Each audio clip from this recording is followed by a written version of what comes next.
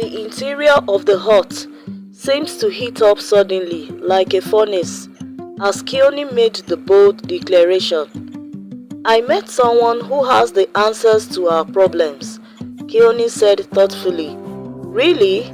Who was it?" his father asked. "I don't know her. She came to me suddenly in the field.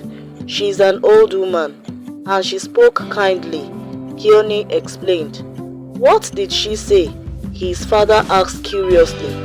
"She gave me 2 riddles to solve for us to be very wealthy, and told me I must find the answer in 2 days. Otherwise," Kioni said reluctantly. He was afraid of telling his father the consequences of not being able to answer the riddle. The words of the old woman echoed in his mind. "But if you take up the challenge and you couldn't get the answers, your family's fate will be worse than it already is. Are you ready to take up this challenge?" "Otherwise what?" his father asked. "Never mind, Papa. I need to find the answers, that's all." "Let's hear it," his mother, who had been listening quietly, said. Kioni took a deep breath and spoke confidently. "The first quest. I can fly without wings, cry without eyes. Whenever I go, darkness flies. What am I?" "I know it, I know it," Amani spoke up suddenly. Everyone looked at her with expectation. "It's a shoe." Her listeners' expectations deflated. "It can't be a shoe, Amani," Kioni said with disappointment. "You don't know that. It's a shoe," Amani insisted. "Explain," her mother said. Sometimes our shoe flies when it's not well buckled." "And what about the darkness part?" Kioni interrupted, laughing slightly. Amani stuttered. "When we walk in the dark, the noise the shoe makes scares the darkness away." Her family laughed. "No, it's not," Kioni said. "It is," Amani replied, and they began to argue. "Enough," their father said sharply. "What's the second riddle?" "The second quest," Kioni said. "The more you take, the more you leave behind. What am I?" Everyone looked at Amani, expecting some answers from her. She sank to the floor, confused. "But Papa," Kioni said, "haven't you heard anything like this before?" "No, I have not. But I know of a very old sage living in the heart of Ngaya forest. He can answer any riddle." "We can ask around. I'm sure our neighbors will know the answer," Amani said nervously, looking scared. The thought of them going to the Ngaya forest was alarming to her. "I have just 2 days," Kioni said dejectedly. "It's too close to be wandering about looking for answers. It's our chance to be rich, and we can have whatever we want. We can live in a real house with bricks, eat what we like, return back to school, and Mama will no longer need to sell maize at the market, nor would Papa work so hard at the mines. I will go to the Ngaya forest." "No, you won't," Amani cried. "I heard there are lions in the thick forest and crocodiles in the river. Papa, please go instead of Kioni. You are stronger and will be able to kill any dangerous animal on your way." Their father bowed his head in confusion. What if Kioni was only imagining this? What if he slept in the field and all he said was just a dream? "Kioni," he said, "you are of age. Are you sure of what you are saying? Are you sure you were not dreaming?" "No, Papa, it wasn't a dream. I saw the woman," Kioni replied. "We are not doing this," his father said, standing up. "I don't trust the woman. It could be a trick from some wicked spirits. We will not do anything that will compromise our standards in this house." Kioni opened his mouth wide. His father is not aware that failure to find the answers after accepting the challenge will lead to problems for the family. "We have to do this, Papa. Not only because of the wealth, but..." Kioni pleaded, stammering. "But what?" his mother asked. "It's like a vow. If we don't do this, we will all be in trouble." They stared at him in shock. "Speak up, boy. What do you mean?" his father barked. "I took up the challenge. Now we have to find the answers, or we will be poorer than this." "What?"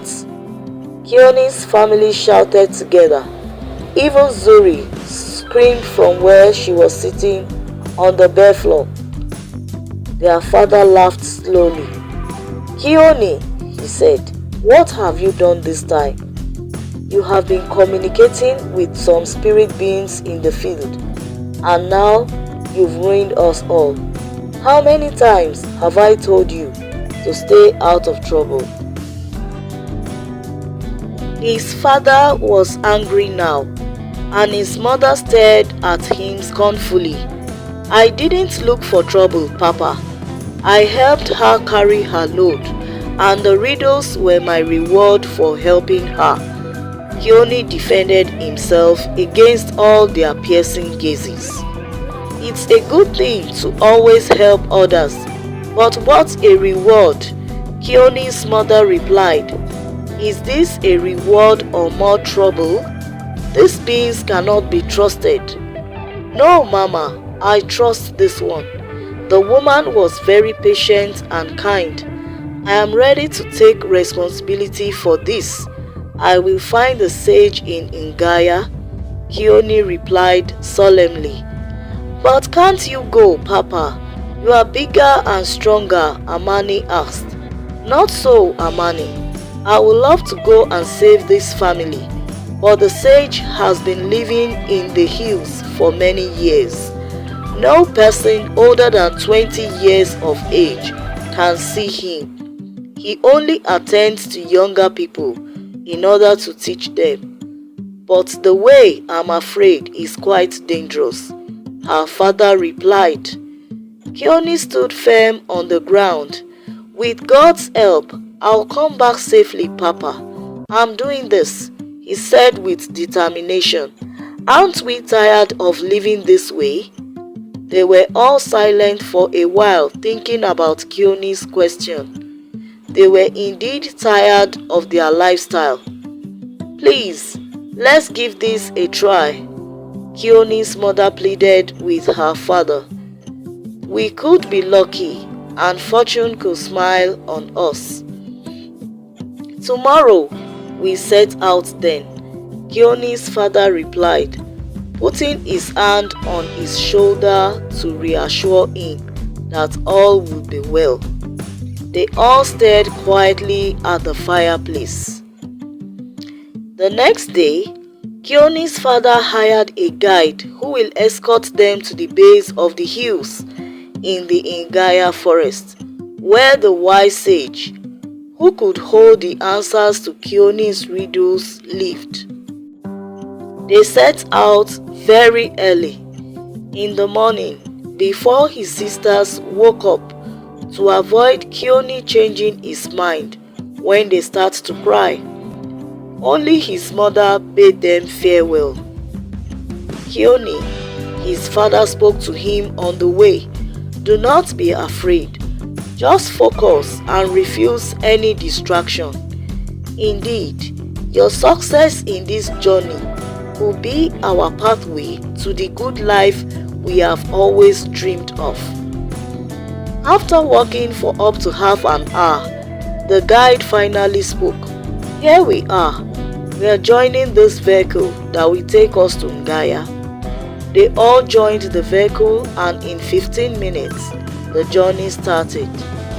The landscape was beautiful, and Kioni soon got caught up in the serene atmosphere. His father explained the history of each place they passed by, and he listened intently. He will have the opportunity to learn more when he returns back to school. The thought of going back to a private school made him happy. They got down at the edge of the forest and began their long walk to the distant hills where the sage lived. "Papa, how long do you think this journey will take me?" Kioni asked. "Akello," his father called the guide. "You heard his question." "Well, it depends on how quickly you are able to overcome the challenges on the way to the hills where the sage lives. By the way, his name is Mukasa. Make sure you salute him by that name when you get there," Akello replied. "Are there truly wild animals in the forest?" Kioni asked briefly, remembering he had only 2 days to complete his challenge. The guide Akello laughed shortly. "Are you thinking of going back? Boys younger than you have visited the sage many times. With focus, like your father said, you will overcome. Only the distracted get lost." "Was there any record of anyone who didn't come back?" Kioni's father asked. "Only a few, but their family believe they are still alive, serving in the forests when they couldn't find their way back again. Follow the path of your conscience, Kioni, and you will return safely." Akello smiled at Kioni, reassuring him. The guide's words echoed in his heart.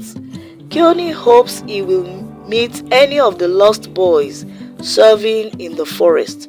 They could guide him to the sage, and together they can find their way back. They reached the base of the hills after walking for half an hour. The guide turned to Kioni. "My son, this is where your journey begins. Your father and I will go back now. Follow this path and look for the wise man, Mukasa, on the mountain of whispers. Only he can guide you to the answers you seek. May you be guided by light." Kioni's father hugged him. "Go and make us proud," he said, patting his shoulder, and left with the guide without looking back. It was difficult for him to let go of his only son, but he was left with no choice as Kioni had taken up the challenge. They have just 2 days. Armed with nothing but a sack of provisions and his courage, Kioni set out immediately.